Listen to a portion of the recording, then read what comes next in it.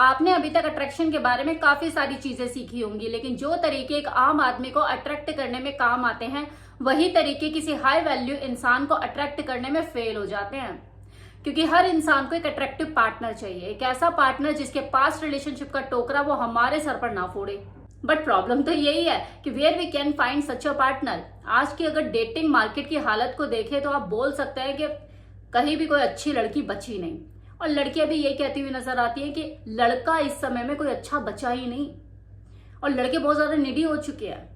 पर जानते हो कि जब भी आप किसी इंसान को अपनी तरफ अट्रैक्ट करने की कोशिश कर रहे होते हो तो ये चीज उसके बारे में कम और आपके बारे में ज्यादा बताती है। क्योंकि अगर आप चाहो तो आप साइकोलॉजी की अंडरस्टैंडिंग की मदद से किसी भी ऐसे इंसान को अपनी तरफ अट्रैक्ट कर सकते हो जो कि आपकी लीग से बाहर है। इसलिए आज इस वीडियो में हम उन 5 लॉ ऑफ अट्रैक्शन के बारे में जानेंगे जिनकी मदद से आप किसी भी हाई वैल्यू इंसान को अपनी तरफ अट्रैक्ट कर सकते हो आसानी से। Law number 1, different emotion attracted different quality of partner. Emotion के 2 लेवल होते हैं, एक अपर इमोशन और एक लोअर इमोशन। लोअर इमोशन वो इमोशन होते हैं जिन्हें हम लेबल करते हैं नेगेटिव से, जैसे एंगर, शेम, जेलसी, ग्रीड। ये वो इमोशन होते हैं जिन्हें हम जब दुनिया के सामने पेश करते हैं तो जिस टाइप का इंसान हमसे अट्रैक्ट होता है वो खुद में ही बहुत ज्यादा ब्रोकन होता है, उसके खुद सेल्फ स्टीम इश्यू होते हैं, चाइल्डहुड ट्रॉमा होता है, और इस तरह का रिलेशनशिप लॉन्ग वे में चल नहीं सकता।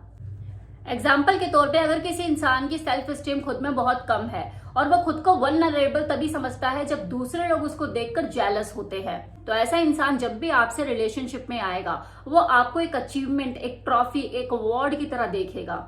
और जब भी वो अपने दोस्तों से आपको इंट्रोड्यूस कराएगा या अपने रिलेटिव्स में आपको किसी से भी इंट्रोड्यूस कराएगा तो वो आपको प्रेजेंट करेगा ऐसे, ये है मेरी अचीवमेंट, अब इसके बेसिस पे तुम मुझे जज करो कि देखो इस इंसान ने मुझे पसंद किया तो मतलब मेरे में कोई बात है। उसे आपकी फिजिकल हेल्थ, आपकी मेंटल हेल्थ से कुछ लेना देना नहीं है, उसे बस आपको दुनिया को ये दिखाना है कि मेरा पार्टनर कितना अच्छा है, कितना खूबसूरत है। अगर आपको एक लॉन्ग टर्म रिलेशनशिप में रहना है तो आप दुनिया के सामने खुद को ऐसे पेश करो कि आप पीस में, स्ट्रेंथ में, जॉय में, ट्रूथ में, इंटेग्रिटी में बिलीव करते हो। तो जब आप इस तरह की पॉजिटिव इमोशन दुनिया के सामने प्रेजेंट करोगे तो इसी टाइप के लोग आपको टकराएंगे और आपसे अट्रैक्ट होंगे। Now second law is looking their left eye to trigger their passion। देखिए हमारे दिमाग में ना 2 हेमिस्फीयर होते हैं, एक लेफ्ट हेमिस्फीयर जो कि लॉजिक के लिए यूज होता है और एक राइट हेमिस्फीयर जो कि इमोशन को प्रोसेस करता है, और ये दोनों हेमिस्फीयर आपकी अपोजिट साइड को कंट्रोल करते हैं। मतलब अगर मैं अपना राइट हैंड यूज कर रही हूँ तो इसे मूव करने के लिए मेरा लेफ्ट हेमिस्फीयर यूज होगा।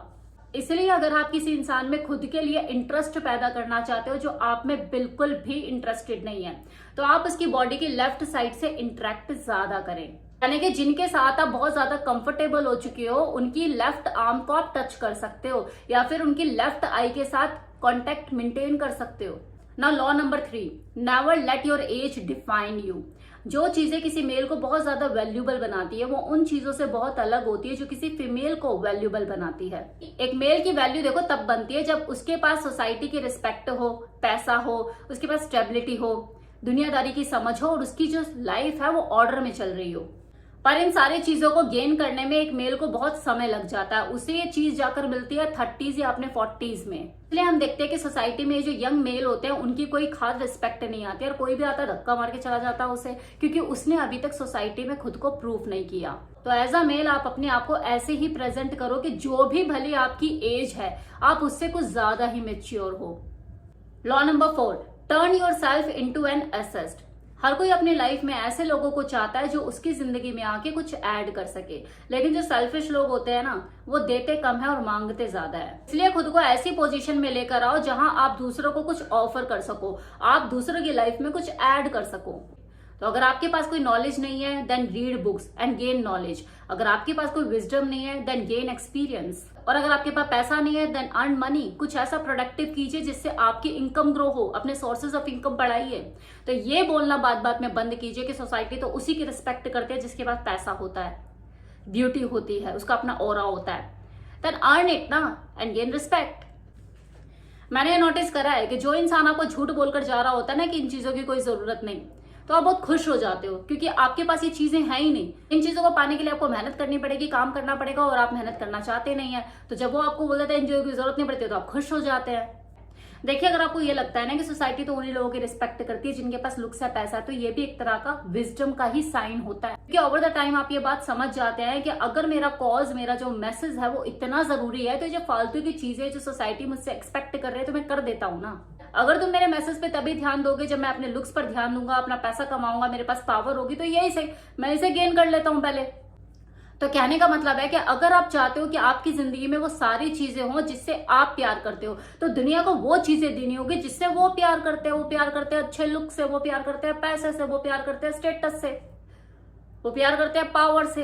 इनके पास पैसा है, पावर है, लुक से, उनके पीछे पीछे भग लेते हैं, उनकी हर बात उनको अच्छी लगती है ना। Law number 5, stay inside but out of reach. किसी भी इंसान को अट्रैक्ट करने के लिए सिर्फ 2 ही चीजें लगती है। एक तो ये कि या तो उसके दिमाग में आप पूरे टाइम बैठे रहो, ऐसे इंसान को अट्रैक्ट करना बहुत इजी हो जाता है। और दूसरी चीज कि उससे ये लगना चाहिए कि यार ये बंदा मेरे हाथ में क्यों नहीं आ रहा है, कि ये मुझसे आउट ऑफ रीच कैसे है, लेकिन अब आप इसे करोगे कैसे। कि वो इंसान चाहे कहीं भी मौजूद हो, चाहे आपके ऑफिस में हो या जिम में हो, आपको बस अपनी मौजूदगी उसको नॉन करानी है। आप या तो उनसे आई कांटेक्ट मेंटेन कर सकते हो या फिर कोई स्मॉल टॉक कर सकते हो, बस उनको ये एहसास कराना है कि आपकी प्रेजेंस यहाँ पे है। लेकिन जो तरीका होता है ना अपनी मौजूदगी दर्ज कराने का, वहीं से तो सारा खेल पलटता है। बिकॉज 2 तरह की एनर्जी आप उसके पास लेकर जा सकते हैं। एक तो वो निडी एनर्जी, यार एक बार ये इंसान मुझे मिल जाए ना तो मजा आ जाएगा, ये तो मेरा क्रश है। तो ये वाली जो एनर्जी होती है ना, अगर सामने वाला सेंस कर ले तो उसे आपकी वीकनेस पता लग जाती है, और वो तभी के तभी आपसे दूर होना शुरू कर देता है। क्योंकि उसे ये पता लग जाता है कि आप उससे खुद से ऊपर समझते हो। तुम्हारी ये जो नीडी एनर्जी है चीख चीख के चिल्ला रही होती है।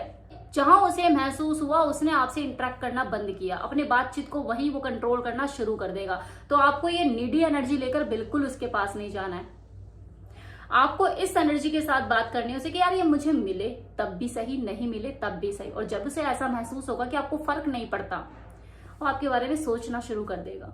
ये कुछ अलग है। किसी भी हाई वैल्यू इंसान के सामने स्टैंड आउट करने के लिए सबसे बेस्ट तरीका है उसे हाई वैल्यू ट्रीट ही मत करो। आई मीन ना तो उसे हाई वैल्यू दो ना ही लो वैल्यू समझो, बस उसे नॉर्मल इंसान की तरह ट्रीट करो। और सच कहूं तो कई बार ये हाई वैल्यू पीपल, यहाँ तक कि कोई खूबसूरत सी लड़की होती है ना, वो भी मन में यही विश रखती है कि काश कोई ऐसा लड़का होता जो मेरी ब्यूटी के लिए मुझे प्रेज ना करके मेरी इंटेलिजेंस, मेरी पर्सनैलिटी का दीवाना होता। इसी तरह से कई बार लड़के भी यही सोचते हैं कि यार कोई ऐसी लड़की होती जो मेरे पैसों के लिए मेरे साथ ना होती। मतलब आई मीन मैं उसके ऊपर खर्च करता, इट्स माई ऑन चॉइस, लेकिन वो मेरे लिए मेरे पैसों के लिए ना होती, वो मुझे पसंद करती, मुझे प्यार करती। तो ये हाई वैल्यू पीपल जो पैसे वाले होते हैं या खूबसूरत होते हैं, उनको भी एक नॉर्मल ट्रीटमेंट ही चाहिए होता है कि लोग हमें नॉर्मल समझें और हमें नॉर्मल इंसान की तरह प्यार करें चाहें। तो किसी को भी खुद से ज्यादा मत उठाओ और ना ही खुद को उनसे नीचे दिखाओ। बैलेंस मेंटेन करो, बैलेंस।